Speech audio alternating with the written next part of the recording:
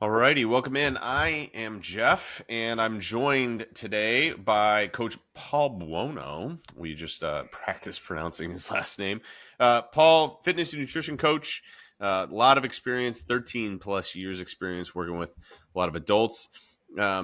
Did CrossFit games, was like super high level competing with CrossFit, and then kind of life totally shifted for him.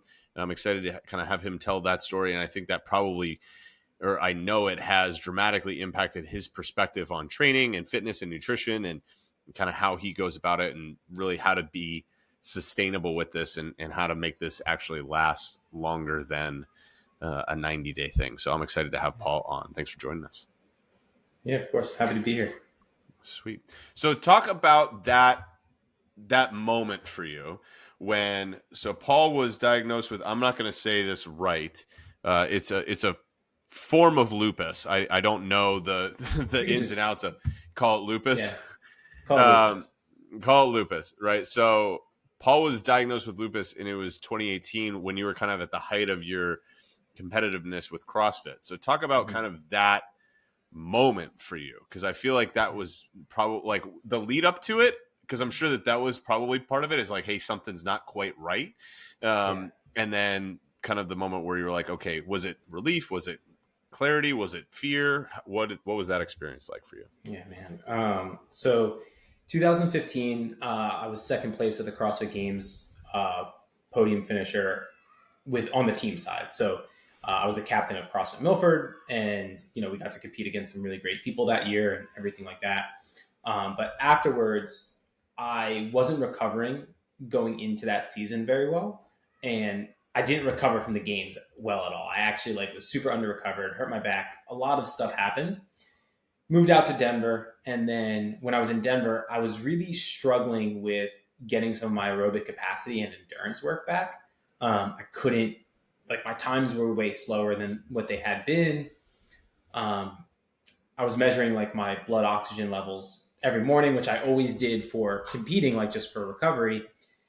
And on the East Coast, I was always 98, 99 in a good spot. And then in Denver, I was I'd wake up, I was in the 93 to 95 range every day. And that's supposed to kind of because you're at elevation.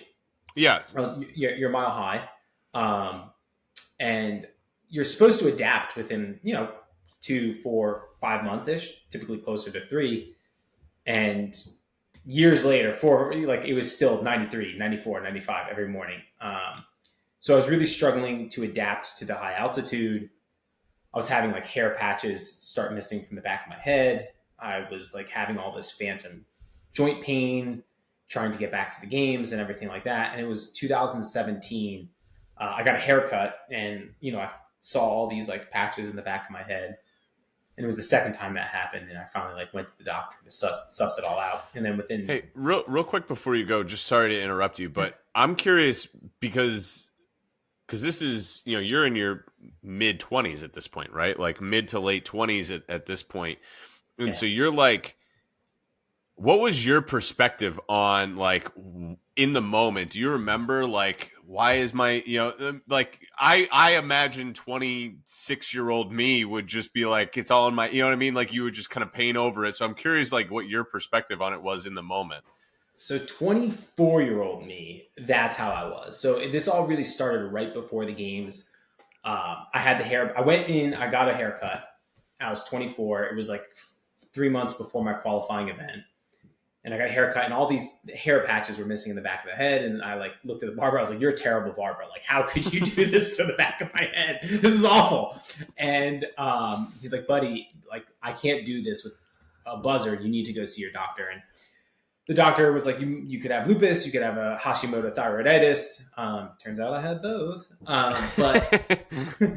But he's like, you could have these things. And I looked at him and I was like, I have a 455-pound back squat. I run a 5:15 mile. There's no way I'm sick. And I just was like, whatever, give me the hair cream, man. I'm going to go on my way. I'm going to do my thing. And you don't know anything that you're talking about. So that was 24 going into the games. I was just super scared that my dream of being a CrossFit Games athlete was going to be over. And I wouldn't ever really get to do that. So I just played ignorance is bliss card, went on my way, took the hair cream, fix the patches. No other really signs and symptoms were popping up at the time because I was also living off like 800 milligrams of caffeine a day to get through all my training sessions. So like, how could you be tired? Yeah. And then I would take like 10 grams of melatonin at night to just like knock myself out because I was so wired from the day. Man, I'm a mess, or I was a mess. And then in 2017, I really kind of was like, I'm 27 at that time. I had been coaching people in a competitive space for a long time. Like I used to really work with endurance athletes, Ironmen, CrossFit Games athletes, like really high level people that wanted to do high level things. So like health wasn't the priority. And like, I kind of, I hate to say it, got off on that. I was like, yeah, this is all about winning. But I started to have some perspective shifts as I started to deal with my own health complications. And my health was becoming a much, much bigger priority. So when I was 27 at the time that the hair spots came back, I was in a place where I was like, I want to get to the root of this. I want to figure out what's truthfully going on, because it was going to stop me from, I was in a long-term relationship at the time. And I was looking forward to like continuing that. I was like, if I want to be around, like I can't have these things going on. So a little bit more of a space of like an investigator role of like, what's going on? I want to figure this out. I want to manage it and then move forward from there. So when it happened again, I was in a better headspace. Yeah. At least then you're like, okay, I'm going to be problem solving, but almost like, hey, like, let's just figure out what's wrong. Like I'm in too good of shape for this to be annoying. You know, like I think that's, I get that 100%. So then when you went then and went to the doctor and got some tests done, what was that experience like for you? Hey man, now I'm in Denver, different doctor. Hey man, yes, your platelets and your white blood cells are low. It could be your new normal. You're super fit. You're super healthy. Let's just check in 3 months and, here's the cream again and go on your way. And I was stoked about that. I was kind of like worried, but I was like, all right, cool. Like they think I'm fine. And I had a lot of that happening throughout my life as well. Like these signs were probably popping up younger in the blood work, and doctors were always like, you're super fit, you're super healthy. And with all that, that's why I challenged the one doctor that said like maybe something would have been an issue. But so that's kind of how the doctor appointments went for a while. And then it became undeniable when the hair spots came back after the cream, face rashes like fully flared up. I could send you some pictures if you ever want to see them. Like really. We'll make it the cover photo of the reel. Oh, geez. But yeah, like it was really, really gnarly. My face rashes, like scabby. I can't really do it justice by explaining it. It was pretty rough. And like, I don't even have the worst pictures of it, because like I wouldn't let anyone take a picture of me in like the height of it. It was brutal. And I lived like that for about a year. Oh, wow. Yeah. Jeez. Yeah. So what was that?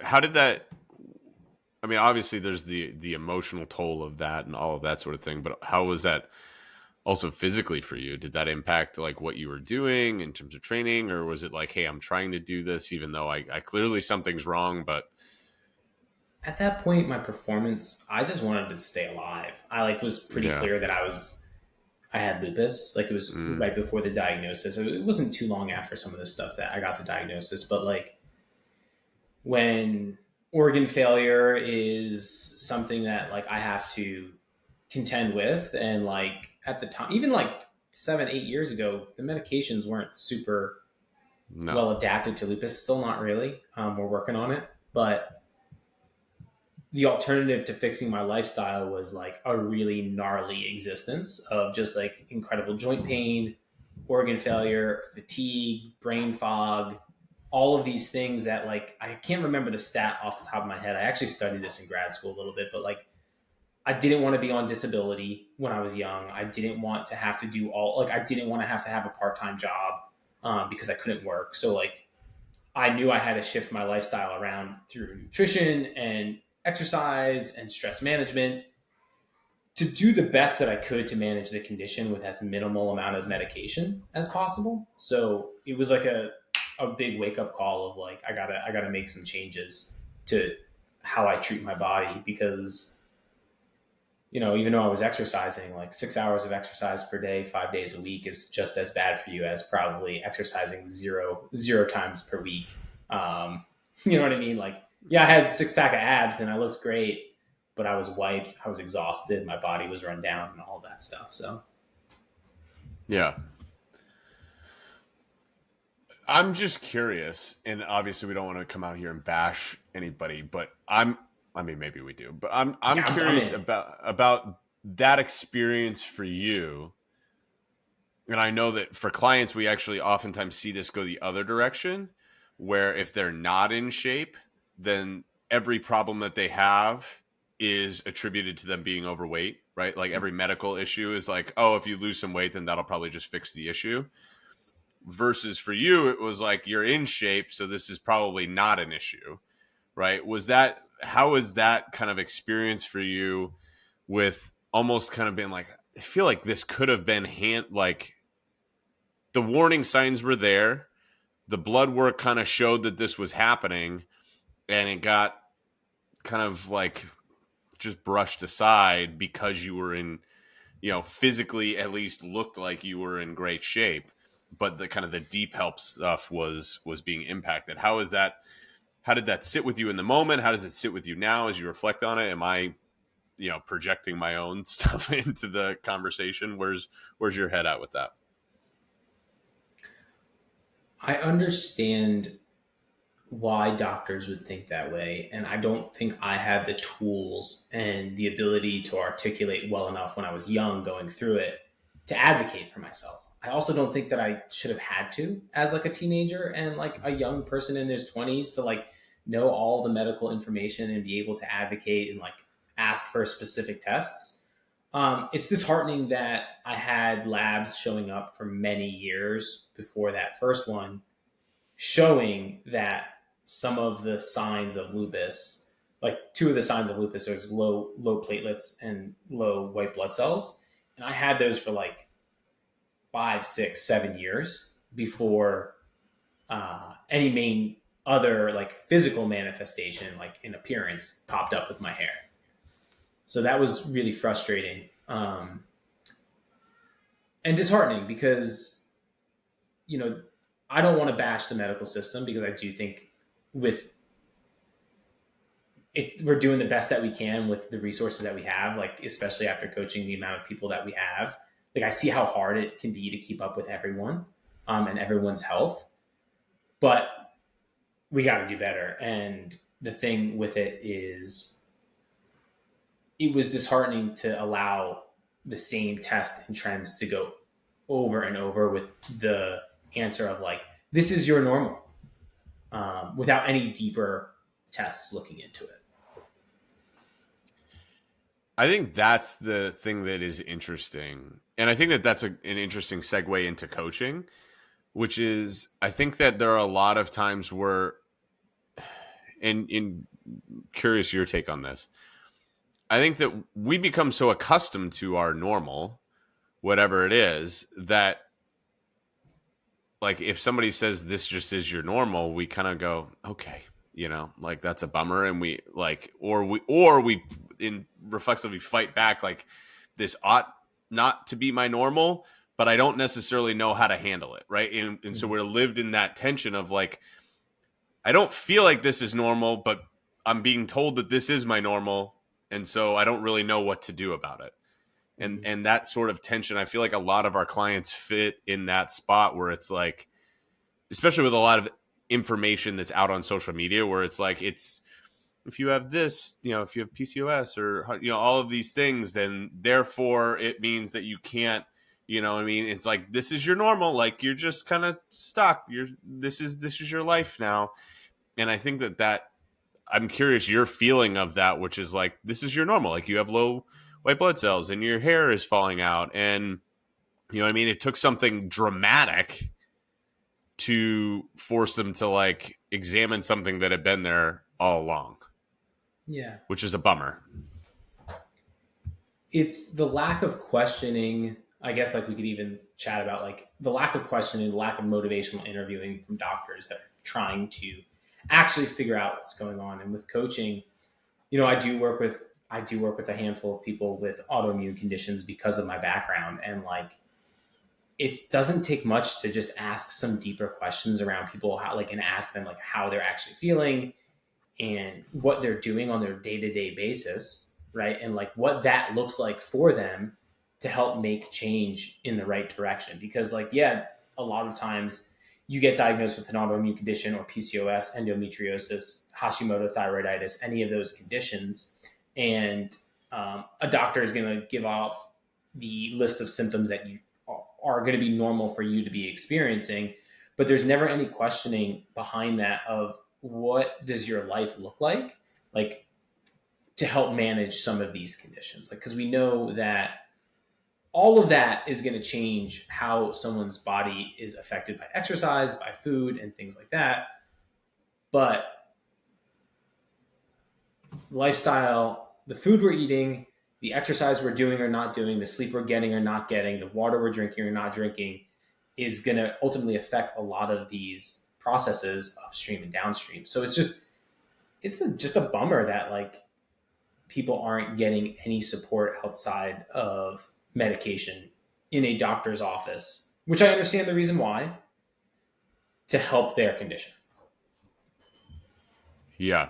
Sort of figuring out like, all right, what is the cost of that versus just being like, you can expect these symptoms, right? This is kind of your normal, and like we'll try to manage them the best we can, rather than being like, all right, what could we and can we do about this from a root cause sort of thing and a management sort of thing. So let's kind of dig into that for you, because that was a big shift for you Yeah. in how you trained and how you ate and how you recovered and all these kinds of things. So what were some of those first things that you did to try to, help yourself in managing this thing that you kind of had and found out that you had, that made it so that, hey, I don't necessarily need to just stack myself full of a ton of medications? So I went down the functional medicine route. I for sure did. But even before that, I had to like ask myself really basic things of like, where is my exercise output, right? Like, where is my activity output? For me, like, we have a lot of people with autoimmune conditions under exercised or over exercised. Like, we live in those two camps. And I was over exercised. So I had to bring my training and workout volume to a place that was more sustainable and manageable. And that was the first lifestyle factor that I looked at. So instead of, heavy 1RMs and lifts above 90% and super challenging things on my body, that went more towards a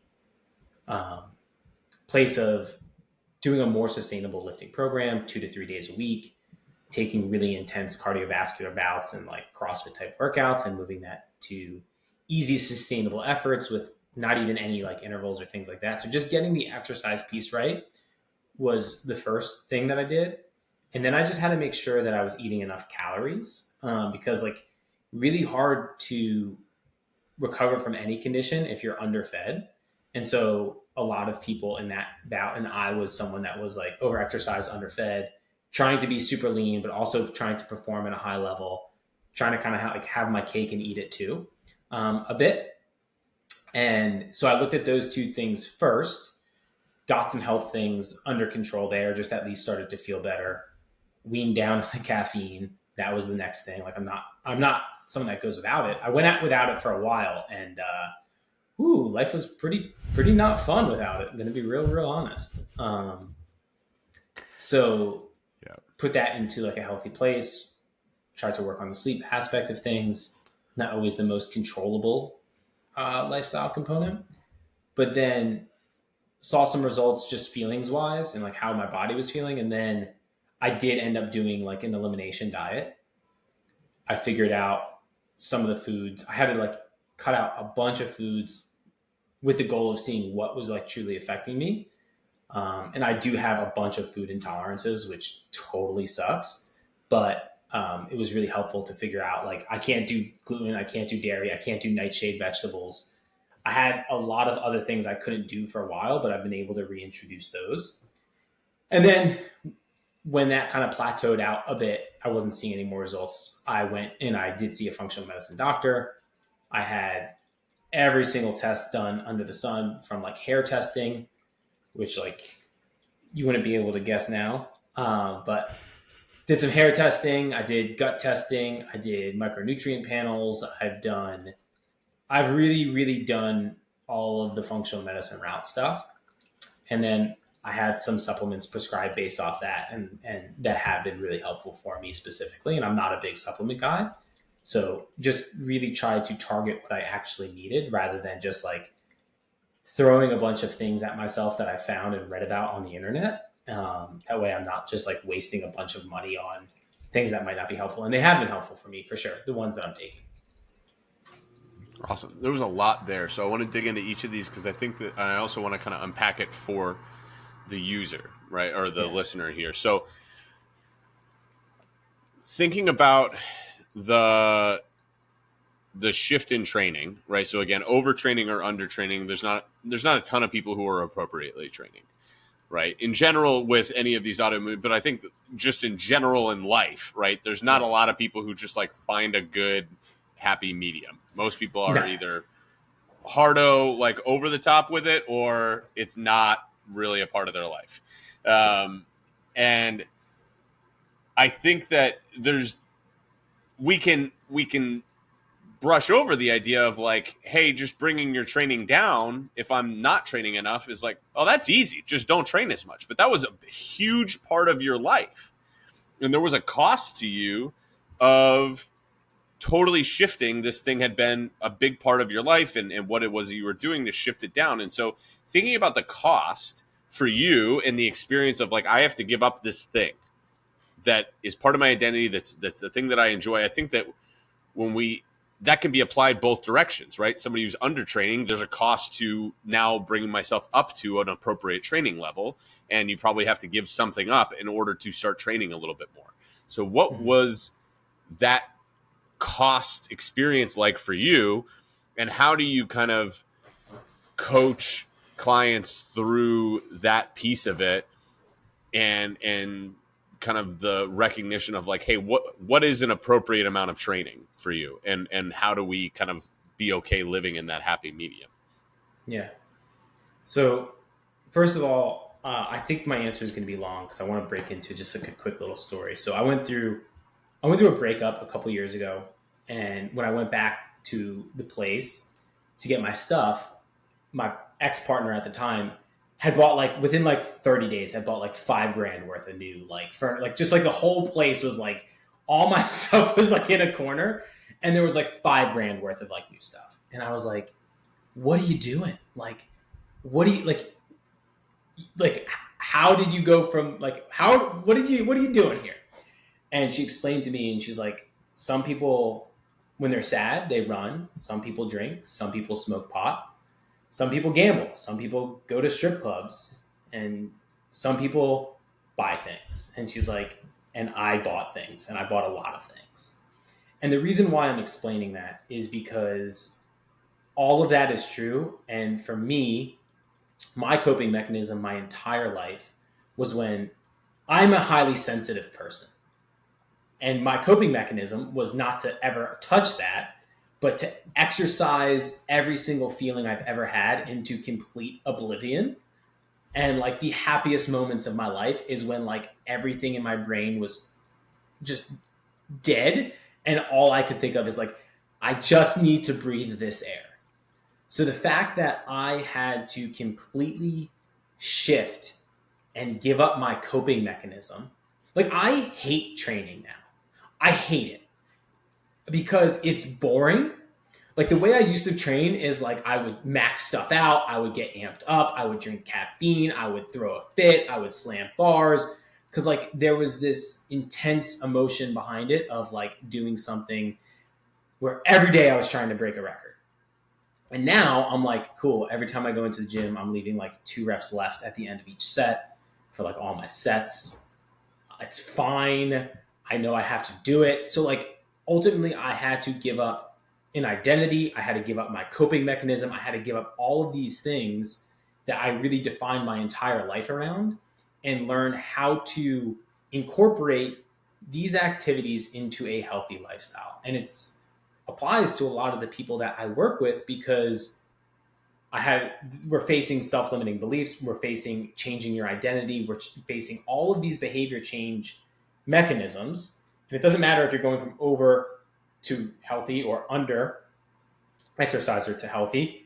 It's like all of that same work applies. Is we're taking away some people's coping mechanism. We're taking away the fact that they coped with eating a full pizza at night, or getting takeout when they got home or after work, and they would eat takeout in their car before they sit down to dinner with their partner, and they wouldn't tell their partner that they got McDonald's on the way home. And like those were their coping mechanisms from a stressful or hard day. So that I think has been the hardest piece of it all, is the fact that my identity was shattered, my coping mechanisms completely had to change, and I had to like start addressing deeper issues when those things were removed from my life. That's so powerful. I think that probably is one of the things that makes you such a great coach, is that you have the ability to kind of pinpoint that in your clients, because I think that it's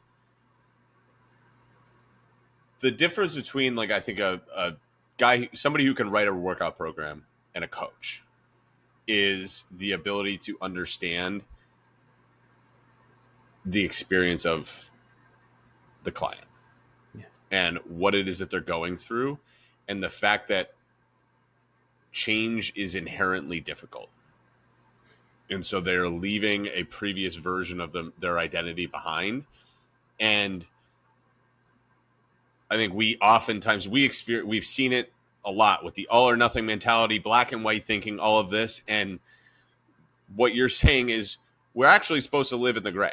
Like, we're actually supposed to find the happy medium that's actually not really that hard, but not really that easy. It's just kind of like sort of pretty difficult. And I agree with you. Training is not nearly as enjoyable as it used to be before I had kids, when I was like, my goal is to not be able to lift myself off the floor anymore. Like, I will not leave until there's a sweat angel Jeff on the floor. I used to call my gym back in our old apartment the pain cave. Like, that was the mindset. Like, I will beat myself into oblivion.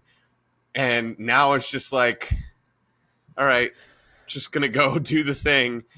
And it's not necessarily as enjoyable to just like do the boring. Mm-hmm. And we have this mentality of like, I just have to kind of be okay with the middle. Yeah, and like the middle is where you get long-term sustainable results. But like, I think a lot of people come to me now, I don't know about you, but they're like, you don't get it. You love doing this. And I'm like, no, I loved doing this. Now it's like brushing my teeth, which I don't like doing. I don't like brushing my teeth, but I do my darndest to brush my teeth twice per day. And I don't always do it. Sometimes I'm tired at night, and I'm like, if I hit 13 out of 14 teeth brushes this week, I did a great job. So like, it's the same thing for me of like training, brushing your teeth, taking out the garbage once a week. It's just something that I have to do to get to do all the other things I want to do for the rest of my life. Like, and especially with a health condition, it's like, I don't want the rest of my life to be 10 more years. I want it to be 30 or 40 years. And the chances of my life being 30 or 40 years versus 10 years is much greater when I brush my teeth, I do my workouts, I go for walks, I call my mom. Like, all of that applies to what I want for my life moving forward. And it's just like, that's routine care. Yes. So as you think about, for somebody who is now trying to create that sustainable thing, right? This is, I think, your biggest thing that you try to do, which is like, hey, this has to be sustainable. And you and I think, are very much aligned on this. I think of all the people in the world, coaches that I know, every time you post anything, I'm like, I wish I had said that, Paul. That was really well said. Thank you. Thinking about building a sustainable path for the typical person coming in, right? So you and I kind of, hey, I've train, but maybe not as consistently as I would like to. I've done a bunch of different diets, but maybe none of them have really stuck. Maybe I've lost the weight, maybe it's come back on, or I've lost the weight and it's kind of stayed off, but I feel guilty still about enjoying pizza or a drink or whatever it is. Like, where do you start folks who are like looking to go from kind of where they typically are to like, hey, how do we do this differently to build the sustainable method? Because I talk a lot about like, hey, if you want different results, you have to do it differently. Yeah. So what does doing it differently look like when you're working with Paul? Yeah. So coming in first on our first call, I tried to get people to organize their thoughts, their schedules, things like that. And I say, there's two paths that we could take. We could take you down a very fast path where you're going to have to learn how to sustain everything afterwards. And that's going to be a lot of work. Or we could go very slowly. It's not going to interrupt your life nearly as much. You're going to probably have a much greater fulfillment from your life during those months. And like, so with your own psychology, what matches your personality profile? Like, do you want to go fast, potentially be miserable, have to tell everyone you're doing these crazy changes, and then struggle with that progress slowing on the back half? I don't say it like this. I'm not like gonna like, but struggle on the back half of trying to figure out how to sustain that really fast loss. Or do you want to go nice and slow, not have to tell people you're doing all these crazy changes until, maybe 3 months down the road when they're like, hey, you lost like 10, 15 pounds. What have you been doing different?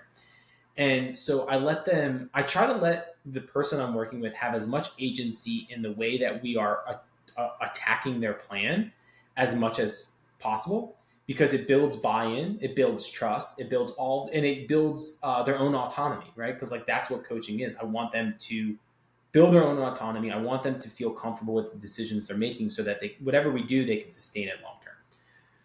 So let's just say they choose the path that I typically like people to choose, which is like a lower slow model. I have been doing this since 2014, and I've messed this up a bunch. It started with people, everyone weighed and measured the first right? Like the first week. It's like, cool, this is what we're doing. And it's just not that anymore. So the first week we get weighed and measured their food, or weighed and measured themselves? Their food. They tracked everything in the nap, everything like that. Got it. So now we just start with a very basic food journal. Like, you don't have to weigh your food. You could take a picture of it. You could just write it down, whatever it is. So I get an overall schematic of what someone is doing. And then I just change one little thing per week, or like every couple weeks. So like I could look at their food journal, and in that first week, I could say like, you haven't had protein at breakfast ever in a week. Like not once. Like there's no protein here at all. And what I used to do was I'd say, cool, this is how many servings of protein you need to eat throughout the day. This is what you need to do X, Y, Z. And I'm really chunking it down now even smaller into, for the next 2 weeks, can you commit to having at least 20 to 30 grams, and I give them schematics of what that can look like, of protein at breakfast. I want you to be able to do this. If we have 14 days that we're trying to do it, I want you to be able to do it at least 12 times, right? I want you to be in the 90% of like that you're able to do that. And then they're like, yep, I can do that. And they typically do, because it's only one small thing, rather than being like, you need to do it at breakfast, lunch, dinner, you need to have a snack. And once they've built that little bit of consistency, they have more buy-in to do it again. It's like, cool, you haven't had a vegetable at lunch since 1994. Like, ever. Let's in the history of time. Yeah. Let's keep the protein at breakfast. Now this week, can we get a serving of vegetables at lunch? I don't care if it's a salad. I don't care if you go to Chipotle and you order the fajita veggies and salsa. Let's count it. But like, I want you to mindfully be looking for veggies and getting that into your diet. Cool. Great. And like, that's the process, right? Like, I have a bunch of habits I want people to build in. I have a long list of things I want people to be working on. And we're just slowly teasing people there. And I try to focus on the habits that are most easily able to be controlled immediately. Like, I've had people that their biggest issue with their health is their sleep. I know that is such a lower barrier thing of like what we can control immediately is like is sleep. Like you could set 8 hours, we could look at your schedule, we could time block, we could do all these things. Your head can hit the pillow and it can immediately start racing. We could do the meditation, it might not work. So let's focus on what we can control first. And then if that's still an issue down the way, we'll get to those things as we can. So that's how I go about it. You and I do the same thing. Thinking about, though, a common thing that I experience with clients when you're giving them those two paths, right? Path A is, hey, we get the results quickly, and then you have to like try to hold it together with duct tape and a prayer on the other side of it. Versus option two is, we're going to do this slowly and sustainably. And most people, by the time they come to you or me, have done option A, right? They've done whatever, P90X, or they've done 75 hard, or they've done these things, and they've done that, and they haven't been able to sustain it. And so now they're like, I want something sustainable, but they also want the fast results that they had before. Like they're used to that process of like, hey, it's going to come off quickly. And so in theory, yes, I want it to be sustainable because I've tried it before this way and it doesn't work. Yeah.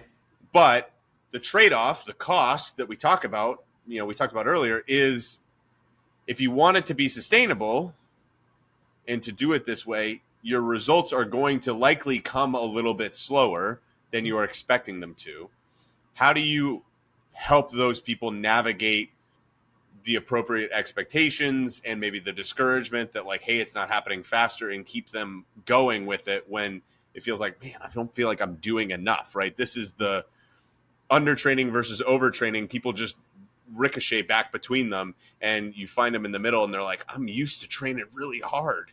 Like this doesn't feel like enough. How do you kind of talk them through that mindset piece of things of like, this doesn't feel like enough, and I'm also not seeing the results that I'm expecting to see or I'm used to seeing? I lay out, so one of the first things I do is I lay out what their results, what should be roughly expected results, right? Like roughly, if we're in this range, we're in a good spot. And you could be in a good spot. Everyone uses the 1 pound of body weight lost or muscle gained per week. I don't even think that's all great of a metric to look at, right? Because like that's super, it doesn't take into account how much muscle you have. It doesn't take into account what your starting body size is. It doesn't take into account what your initial habits are. So like initially we lay out the expectation of what can we truthfully expect to be able to maintain. So we lay that out so that way they don't know what they're getting into, right? Or they know what they're getting into. And then throughout the process in their check-ins, like through the tracking that we're doing, I'm able to connect them back in and show them like, this is what's actually happening. And our trend line is moving in the right direction week after week, month after month. And I explain to them, the second that trend line stops, we have tool A, tool B, tool C to get that trend line to start moving in the right direction yet. But let's milk every single thing we can out of what we're doing right now to get the most progress, lay the most groundwork, and then we can take it up a notch if we absolutely need to. So I think a lot of it is just laying out those proper expectations. And the other thing is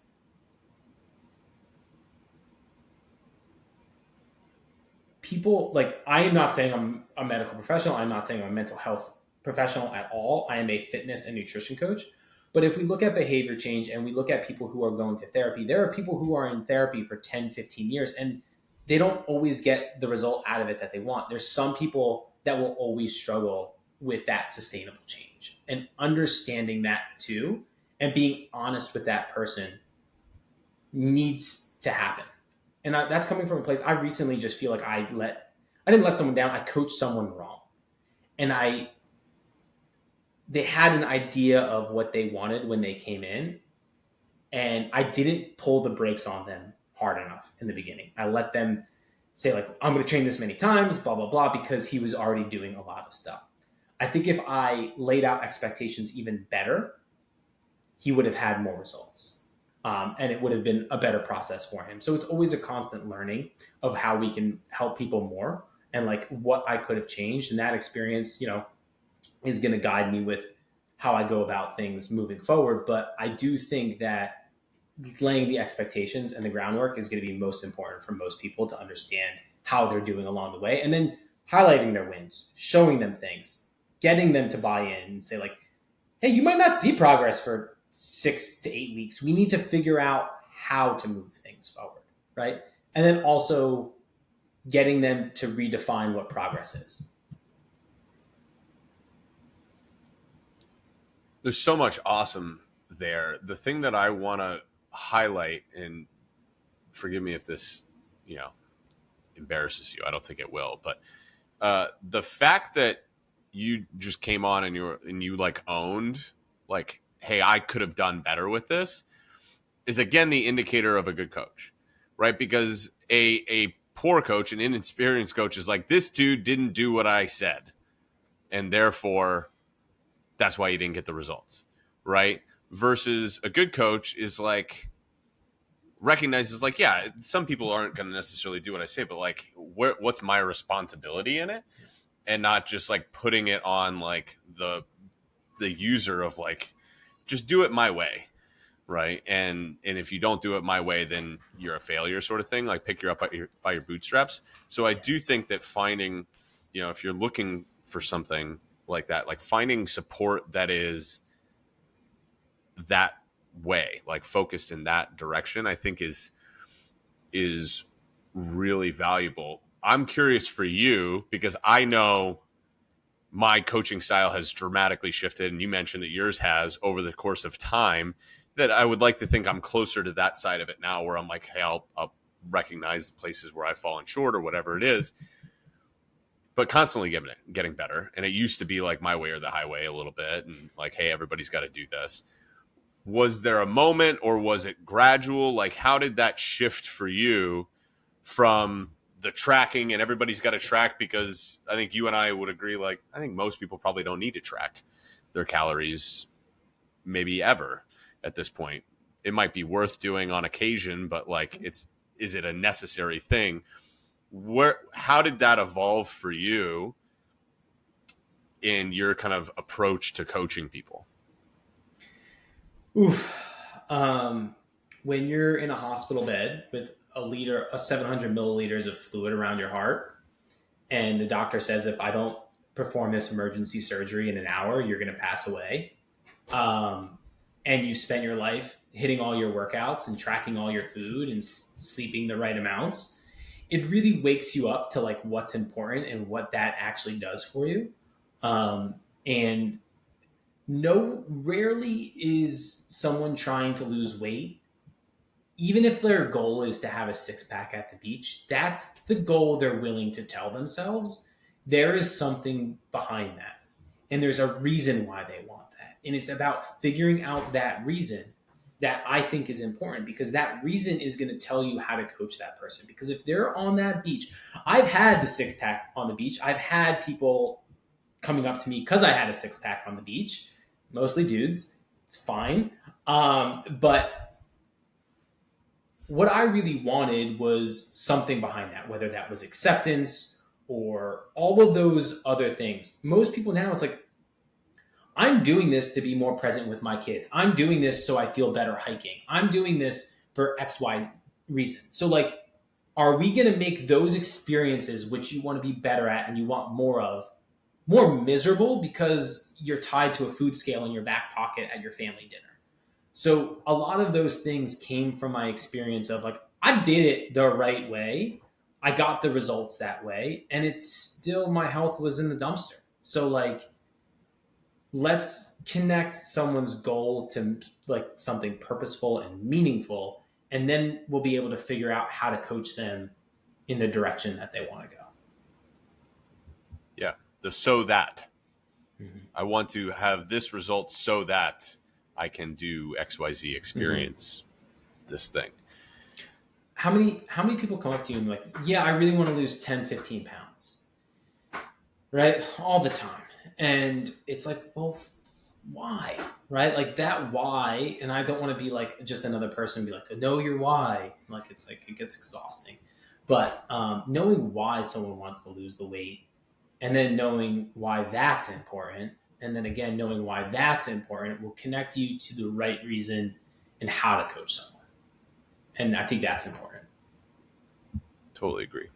Totally agree. Curious as we kind of start to wrap up here, what are some of the things for you, and I'm sure all of this has been informed by these experiences, but what are some of the things for you that you see people buying into, or you see people promoting, or whatever it is that you're like, this is like annoys me to the point of it's dangerous, right? Like so there's things that annoy me where I'm like, where people kind of push, a certain, agenda or something like that. But then there's things where I'm like, all right, I actually have to say something about this because it's actually going to be dangerous for people. You know what I mean? Like where do you kind of find those things where you're like, okay, that's annoying versus that's like, all right, I need to make sure that I say something about that. I've never posted a reaction reel. And literally right before this, I'm getting to the point where I'm like, I'm really getting fed up. Yeah. And I don't know if it's a little bit of burnout of social media or just what, but like I'm really getting to the point where I'm like, I can't take this anymore. Like, and I'm gonna go really broad because I just like screamed into my phone. I don't know if I'm gonna post it, but I like screamed into my phone. I was like, you have can't. to post it. You have to post it. I'll send it to you after. You have to, like, I'm so curious what it is, but like you have to. I want to see feisty Paul. It's general. No one has a two-step system. No one has a two-step system for anything. And whether it's your puffy face or your cortisol belly or it's never a two-step system. And it's driving me crazy that this marketing message of I have the thing for you is getting people to do these things that are incredibly either dangerous or they're wasting their money and they're buying into all of this stuff. And it's just getting infuriating for me that like people think the solution to their problem is so simple that someone's been like, yeah, you got a cortisol face? Here's my two-step system. Give me $100. I'm going to tell you everything. That's the other thing. That's what really annoys me is they say it's a two-step system. They don't even tell you what the two steps are. It's like they're going to put that behind a paywall. It's like, you got to give me money first, and then I'll tell you the two steps. And it's like, you got to go for a walk, And I'm just like, I'm going to freak out. I'm losing it over here, man, with like the marketing around fitness. I think that what I like about fitness is the secret isn't behind the paywall. Yeah. You know what I mean? Like there is no information that you are going to get if you hired Paul or me or any qualified coach that you could not Google yourself, that you could not learn yourself. Like we have not invented anything.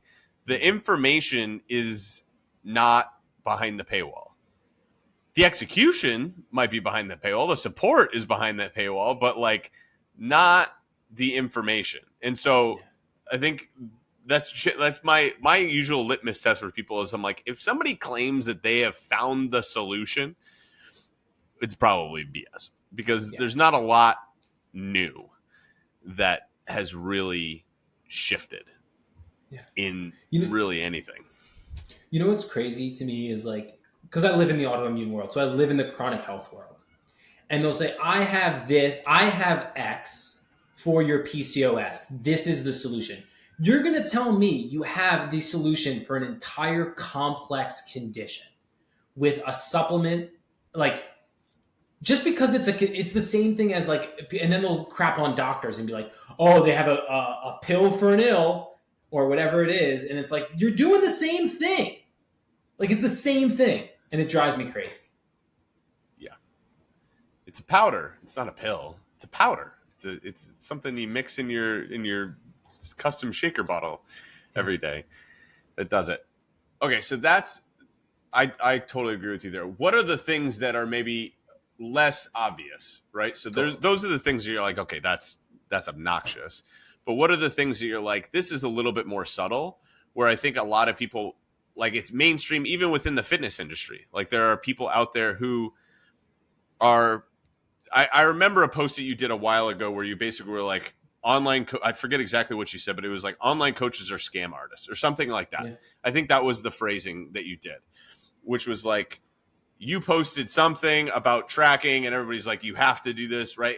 And that sort of, so what are some of the more subtle things that are not necessarily like blatantly wrong, but you're like, there's probably a better way to do this? Things that are maybe even accepted as mainstream that you're like, hey, probably my experience would tell me to do it differently. Yeah. So you're not talking like detox teas or anything like that. No, not dumb stuff. Things that are not dangerous, not wastes of money, Yeah. but probably are not the best strategy for most people. So I think of like the tracking calories as a for instance, right? Is like, hey, you come in, I'm going to set your calories, I'm going to set your protein, and we're off to the races. And this is for the person who's maybe never tracked before, who's got the typical American diet and really has no business knowing how to, or business trying to track calories at that point, because their diet, like, all right, I'm going to hit 120 grams of protein and they're eating 40. They're like, how the heck do I do that? Yeah. You know what I mean? That's probably not the best strategy. It's not wrong, but it's probably not the best strategy. This is gonna come off. First of all, I think if you're not doing anything and you start doing something, I want you to pat yourself on the back. And I tell every one of my clients or people on call, like, pat yourself on the back. If you were doing nothing and now you're going to X, Y, or Z class per week, pat yourself on the back because you're starting to hit off like activity markers. Mm-hmm. Things that really bother me is when specifically women will tell me that they're strength training and they tell me they're doing strength training and it's Pilates. I'm like, that's not strength training, right? Like I'm stoked you're going. But like more or less things like that really bother me. High intensity interval training, I think it's great, but I think doing it 5 days a week is not the best plan for most people and their goals. Not a really great place to start with their activity. I don't love when people say that walking isn't exercise. That pisses me off very, very much because that creates a barrier for 99% of people. Like most people think I need to start exercising. Cool. I'm going to start walking. And then they hear a message of exercise is not walking. And then they're like, well, then I'm not going to walk because it's not exercise. And I'm like, what are we doing here? Like we just prevented someone from exercising.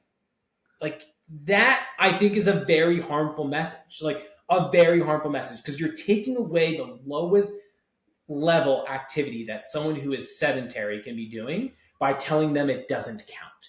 Like, right? Like, so I think that outside of the tracking stuff, I think anything that's creating a false barrier for people who aren't currently exercising is a huge disservice to society and to public health. Like the fact that we're saying that walking isn't exercise is, yes, it's misinformation, but it could also be hurting a lot of people. I totally agree with you. And I'm curious your take on this because I think that then we go the flip side of it. And this is one of those ones where right now, so there's a trend right now, I'm sure you've seen it, where like it's basically rucking, right? It's women with their like trendy 10-pound weight vests. It's in my video. I was like, I just shit on it. I so want to see this, but we could do it. Your take here, and maybe it'll already be out when we do this. But again, good, right? Good. Go walk with a weighted vest. It's it's like incline walking. You know what I mean? But the thing about like you remember, it was 6 months ago. Everybody was doing like I found the key to fat loss. It's walk on a 3.2 incline at 4.0 speed for 45 minutes and it melts the fat away, right? Where we take something that's a good thing and again, we try to just make it oversimplified and like this is the key to everything and like this is the magic pill. That sort of stuff is where I get frustrated. And I actually did a couple of response podcasts to a podcast that was Mel Robbins. I'm sure that you saw this one go around where it's like oversimplifying with Stacey Sims, oversimplifying it to like just do this and everything magically happens for you. Right. So like I'm right with you on like the barriers to entry, but I also think that there's like, we can take a good thing and I don't want to say bastardize it, but like make it the savior, when it's like, all right, it's probably a little bit more nuanced than that. Yeah, the weighted vest thing, I think it's incredibly frustrating. I have a ruck. I ruck because I like rucking. I don't ruck because I'm trying to like count it. That's the other thing is people counting a 10-pound weighted vest is like, that's my strength training. It's the same concept to me as what I said about Pilates. Like walking with a 10-pound vest is not weight training. It's walking with a 10-pound vest. That's it. So yes, I am completely on board with and the Mel Robbins podcast with Stacey Sims is I had a little bit, not a blow up, but I had a couple female clients come to me and be like, this is how we should be doing things. I'm like, that was why I did it. That was why I did it, because I had several clients do the same thing. They're like, what of this should we incorporate? And I was like, I listened to part, and I was like, all right, I have to just say this for everybody now, because I had 10 people send it to me. They're like, what is your thought on this? And I was like, all right, there's too much here for me to just do one post on it. I had 2.5 hours. And a lot of it was like, here's the other thing is it wasn't, some of the information wasn't terrible. Like, no. And I was like, we're doing a lot of this. Like, why don't you think you're doing some of this? Like, yes. This is what you're doing. Why do you think you need to do anything different? Yeah. The crazy rep ranges and like never do more than 5 sets of cardio. I'm like, what is that? Yeah. There's a lot of it, I think, that is, there was some of it was wrong. Some of it was fine. A lot of it was overcomplicated, and some of it was oversimplified. I was like, you ran the gambit of this, and again, not all of it was bad information, but I'm like, we're lacking nuance where nuance is necessary, and we are also creating complication where people don't think that they're doing the thing that they're actually doing. Like if somebody who's listening to it is like, we should be doing this, and you're like, we're doing this, that means that it was said too complicated. Yeah. I deal with the same thing with a lot of menopausal women right now too. Yes. Mary Claire Haver, I think that's her name. She's a menopause, perimenopausal expert. I don't think everything she says is bad, but she's also muddied up the waters for a lot of my clients with what they should and shouldn't be doing. So that's a hog wild space right now, is menopause and perimenopause. Like that is the new frontier of grifters and Looney Tunes on the internet, is perimenopause and menopause. And it's so funny. I've seen a lot of people switch from who they're coaching immediately into that because they're like, this is a hot market. I can create a program. And I'm like, I don't want to say anything about how people market their services and how they target their clients. But like, the other thing is like, I don't know how to say it. There's very few situations. Like I think pregnancy and postpartum, I think specialty programs need to exist. We know anatomically, like absolutely. But no matter, like everything is the same with just a different title and label on it. Like if you're buying a good coaching program, you're going to be coached pretty much the same regardless. Some things might change. The principles always apply. The basics always apply. And it's just like slapped with a different label. So it's frustrating. I could get into that. Well, no, I think that especially coming from, because I want to kind of end on a positive note here, because coming from somebody with your experience and your background is somebody who's like, it would be very easy for you to market your stuff for people who have autoimmune diseases and chronic illnesses and things like that, and be like, I have the secret to this. But for you to come out and be like, I have lupus and Hashimoto's, and the basics are the basics, and I actually train less, and I do this kind of thing, and it's not because of, I gotta, manage my cortisol levels. It's like, no, I just gotta not destroy myself every day to the point where I can't recover, and my body is just shredding itself, and I'm contributing to it. Like, it's not about like, oh, if my cortisol spikes, I'm gonna die. It's like, no, it's that if I don't let myself recover, I'm going to get worse.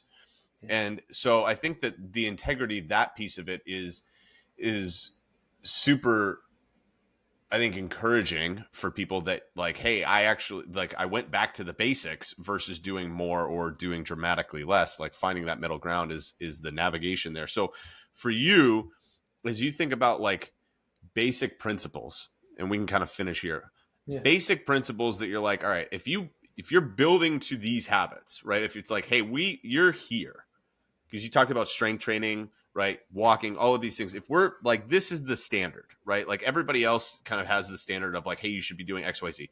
What's the standard that like, hey, if you build toward this, you're probably in a really good spot? Yeah. So I think it's crazy that people, I like, even myself, I strength train twice per week. And I think a lot of people are going to hear that and be like, you do what? I think if you're strength training twice per week, getting either 150 minutes of moderate intensity exercise or 75 minutes of vigorous, like aerobic exercise outside of that, if you're really undertrained, right? If you're undertrained, walking probably counts for your moderate exercise, which is great. Like if we're hitting the American College of Sports Medicine's basic principles of exercise, I think you're doing fantastic. And that said, I don't want anyone to hear that message and hear, well, if I'm not doing that, I'm not doing fantastic. If you were doing nothing and now you're walking once per week for 30 minutes, you're doing freaking fantastic. I think we can move you towards a little bit of a better position, but like I don't want shame or guilt or anything like that to get in your way of the progress that you're going to keep making. Now, if someone is upwards of 3 or 4 resistance training sessions per week and they're hitting about 300 moderate intensity exercise minutes or 150 vigorous exercise minutes, it's like we're not going to get any more results health wise after that point. Like, what are you doing? That's where it's like maybe we need to start shifting some exercise things around and start focusing back on lifestyle principles like stress management, sleep, things like that. So it's hard to say, just like that's the exercise standpoint, because I do think it's more of a holistic approach of exercise, physical activity, however you want to define that, exercise versus not exercise, nutrition, however we want to define that, like making sure we're eating high quality foods in the right amounts that support a healthy body weight, however you want to define that for yourself. And then outside of that, we have lifestyle, stress management. Are we regulating our emotions? Are we regulating our mental health? Like all of these things play into each other. So it's tough to say like, I can write 4 or 5 sessions of exercise per week, but if you're stressed the hell out about not hitting all of them, we could probably shift some things around to get you to a sustainable place with your physical exercise to make sure that we're managing mental load and everything appropriately. So that's a long-winded answer, but I guess that's my theories. I think you nailed it, which is like, hey, there's actually not a prescribed thing. That was actually, I was curious kind of where you would be like, hey, like there are some things, but it's like, there isn't like, this is right sort of thing. And I think that's, again, it's an infuriating answer. It's for a lot of people because it's like, just tell me what to do. And some of it's just like, I mean, there's kind of a range. There's kind of a range where it's like, hey, you could be anywhere in here and you're probably doing pretty well. And it's more about like the length of time that you do it versus whether or not you're actually hitting it. Yeah, I could give you the optimal answer right now. It's strength train 4 times a week for at least an hour. Do 5 days a week of an hour of exercise, of aerobic exercise on top of that. Sleep at least 8 hours a night. Meditate for 20 minutes in the morning. Work an 8-hour job. Have kids. Find purpose with your kids. Like, I could give you the optimal answer. You're never going to be able to do it. You're never going to be able to do it. So why even go there? Right? Like, let's figure out like the highlight of where the goalpost should be, and then like see like, hey, does your kid? I'm working with someone right now. He has 2 kids with type 1 diabetes. When he has his kids, they wake him up every single night, multiple times, so he can give them insulin. Do you think the optimal exercise program is going to work for that person? Absolutely not. So like, why even go there? Oh, I love that so much. So I'm actually I'm gonna point everybody who's listening to another episode that I think will be really valuable for you. If you haven't listened to it, there's actually two versions of this, but it's the one about the fit life. So there's the original one about the fit life. I think it's like episode 46. And then there's another one in the 80s, the one about the fit life part 2. But I think it's that concept of like building it out based on the life that you actually want to live and the life that you're currently living, and recognizing that that might shift season to season, right? Because 22-year-old Paul versus in his 30s Paul has different things, and it's okay. Like 22-year-old Jeff and 25-year-old Jeff, who was living in the pain cave, versus adult Jeff with a minivan and 3 kids, has different goals, and that's okay. Like, it can shift with you as you do it, and it ought to. Like, it actually ought to. So, Paul, I really appreciate you coming on, man. I love talking to you. I love hearing your perspective on this. One of my favorite coaches in the industry, one of the good ones. Tell people where they can find you, where they can connect with you, where they can work with you if you want to, and any kind of final thoughts that you want to make sure that you hit on that we did not during our time together. Yeah. Well, thank you. My website is paulbuono.com. Email paul@paulbuono.com. That's my personal one, so I'll be answering. I didn't give you the business one. And my Instagram, where I'm most active, is @paulbuono.com. So just my name everywhere. No.com on the @Paul Buono on Instagram. I'll link all of them. Don't do that. I'll put all of those down in the description so you can go find Paul, and please go connect with him. He is, and maybe you can find his angry rant about the weighted walking post. But yeah, one of the good ones. And yeah, any final thoughts, Paul, before I let you go? I don't know where this is going to come from, but just don't take it too seriously. Like, right, just focus on the small little steps, because when you get into these little periods, and you as in general, but I should also say like myself, is when you when you feel like you're not making progress, that's the thing that's going to sabotage you from actually making progress. So try to find a way to make it fun. Try to find a way to incorporate the people in your life that you really care about into the lifestyle changes that you're making. And when you can do that, this will become super sustainable. Like, outside of any of the exercise recommendations, the biggest thing I could say is get the people that you love and you care about on board with you, and your life is going to change dramatically, and it's going to change way quicker than if you're doing it alone. Like, that's probably the biggest piece of advice that I have. Love it. Love it. Appreciate it, Paul. Thank you for listening. Do all the things that you do with podcasts, like, rate, subscribe, share it with a friend who might want to hear it, and go connect with Paul. Appreciate y'all listening. We'll see you next time. Ready, Jeff?